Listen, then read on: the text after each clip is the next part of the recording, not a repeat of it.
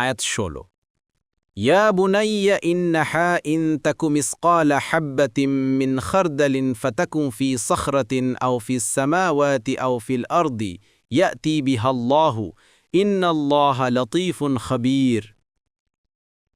অনুবাদ: হে আমার প্রিয় বৎস, নিশ্চয়ই তা যদি সরিষার দানা পরিমাণ হয়, অতঃপর তা থেকে শিলাগর্ভে অথবা আসমানসমূহে কিংবা জমিনে আল্লাহ তাও উপস্থিত করবেন। নিশ্চয়ই আল্লাহ সূক্ষ্মদর্শী, সম্যক অবহিত।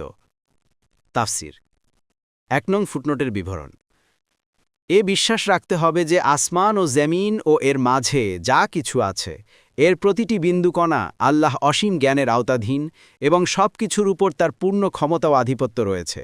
কোনো বস্তু যত গভীর আধার বা জবনিকার অন্তরালেও থাকুক না কেন, মহান আল্লাহ জ্ঞান ও দৃষ্টির আড়ালে থাকতে পারে না এবং তিনি যে কোনো বস্তুকে যখন ও যেখানে ইচ্ছা উপস্থিত করতে পারেন। যাবতীয় বস্তু মহান আল্লাহ জ্ঞান ও তার পাকড়াওয়ের বাইরে কেউ যেতে পারে না। পাথরের মধ্যে ছোট্ট একটি কণা তোমার দৃষ্টির অগোচরে থাকতে পারে, কিন্তু তার কাছে তা সুস্পষ্ট। আকাশমণ্ডলে একটি ক্ষুদ্রতম কণিকা তোমার থেকে বহু দূরবর্তী হতে পারে, কিন্তু তা আল্লাহ বহু নিকটতর। ভূমির বহু নিম্ন স্তরে পতিত কোনো জিনিস তোমার কাছে কোথায়, কোন অবস্থায় ও কী অবস্থায় রয়েছে, তুমি যে কোনো সৎ বা অসৎ কাজই করো না কেন, তা আল্লাহ এর অগোচরে নয়।